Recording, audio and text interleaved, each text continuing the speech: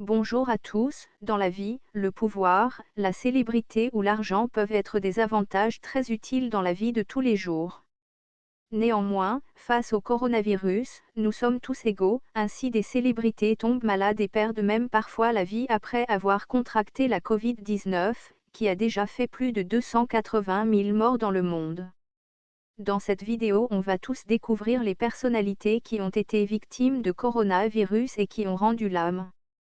Christophe, nom de scène de Daniel Bevilacqua, né le 13 octobre 1945 à Juvisy-sur-Orge, est un chanteur et compositeur français. Il a commencé sa carrière en 1965, en pleine époque yéyé. Une de ses premières chansons, Aline, devient instantanément un tube.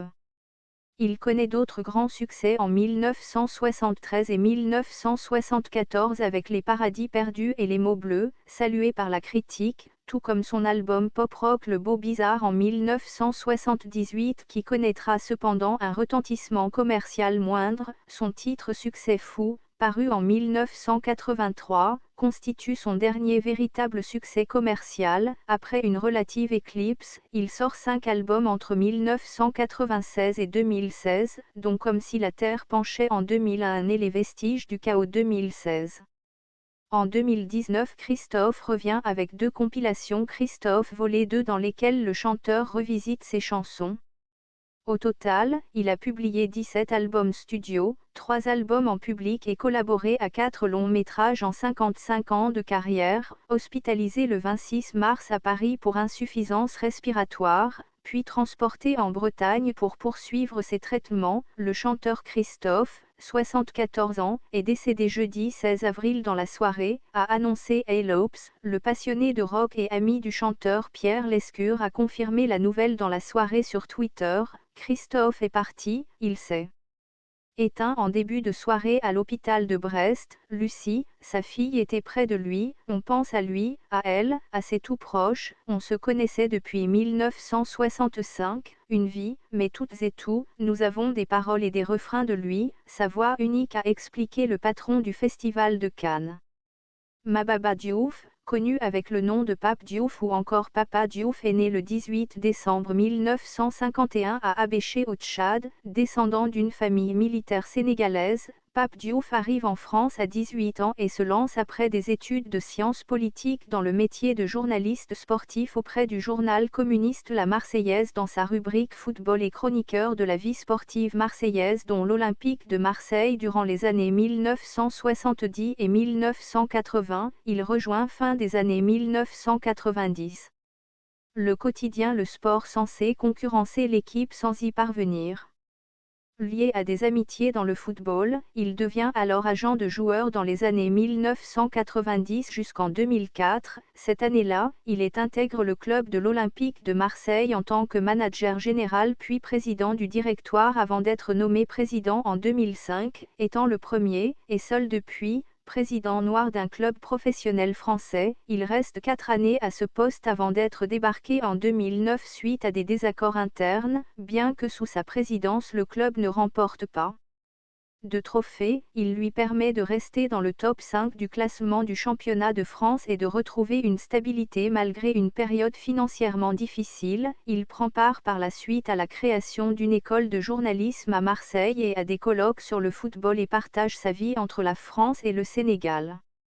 Après avoir contracté le coronavirus chez lui, au Sénégal, il devait être rapatrié dans la nuit en France, mais l'espoir n'a pas tenu. Pape Diouf est mort mardi 31 mars 2020 à Dakar, a annoncé la télévision nationale sénégalaise. Anciens joueurs comme anciens adversaires l'ont rendu hommage après avoir perdu une légende, un mentor et un père pour d'autres. Manu Dibango, surnommé Papa Grove ou Papa Manu, est un saxophoniste et chanteur camerounais, né le 12 décembre 1933 à Douala, Cameroun. Il est initié très tôt à la musique par sa mère qui s'occupe de la chorale d'un temple protestant. C'est en France, au printemps 1949, qu'il apprend à jouer de la mandoline, du piano et du saxophone. C'est également à cette époque qu'il découvre le jazz et fait ses premières armes dans les cabarets en France puis à Bruxelles.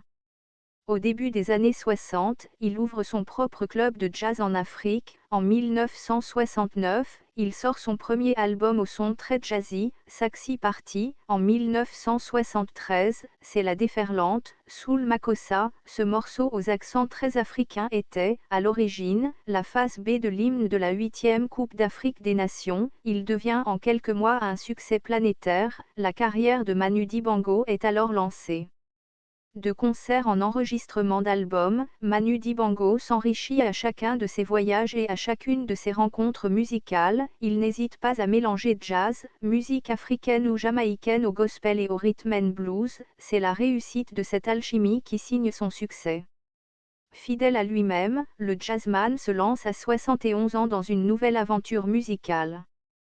Il crée sa propre formation, le Maraboutique Big Band. Cet ensemble composé de 13 musiciens dont une belle section de cuivre l'accompagne pour une série de concerts. Novembre 2006 la sortie du DVD exceptionnel Manu Dibango et le Soul Makossa Gong. Ce DVD comporte un concert live de plus de 90 minutes et des moments rares d'intimité avec l'artiste, en coulisses, seul, avec ses musiciens ou avec ses amis.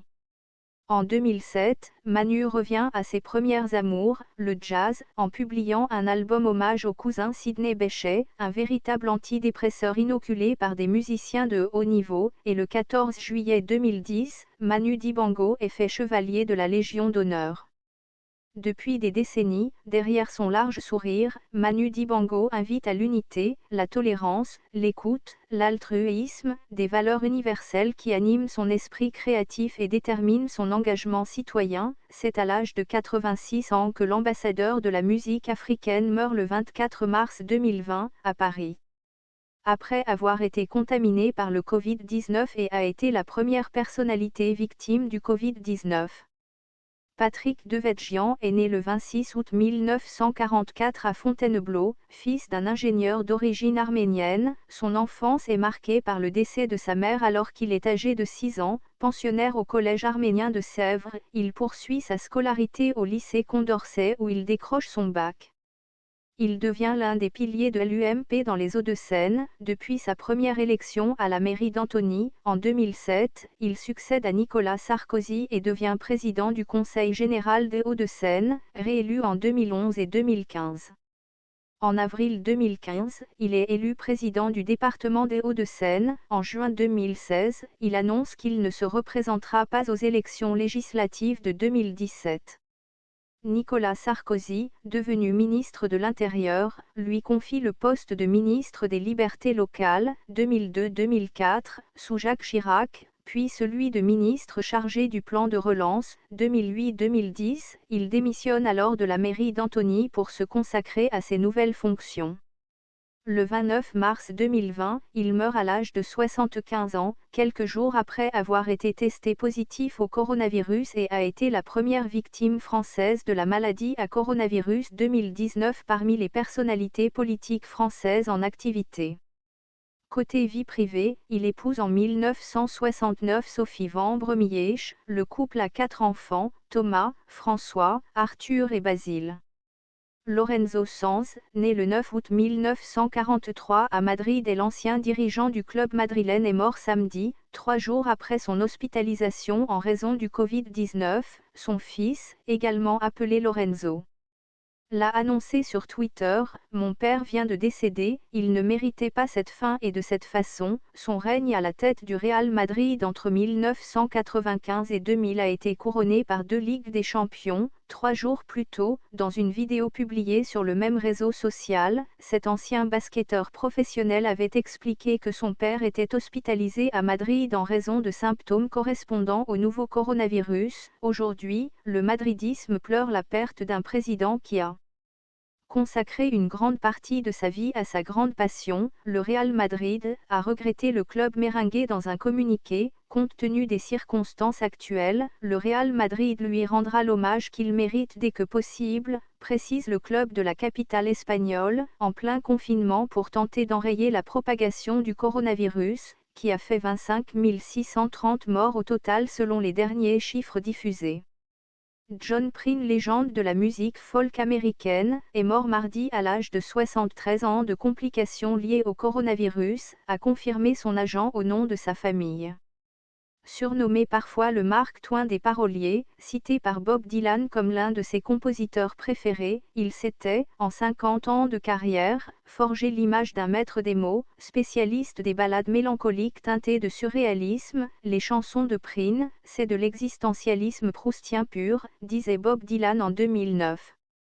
Né le 10 octobre 1946 à Maywood, dans l'Illinois, John Prine a commencé à jouer de la guitare en amateur avant d'émerger à la fin des années 1960 à Chicago, repéré par la star de la country Chris Christopherson. Son premier album à son nom, en 1971, fut salué par la critique.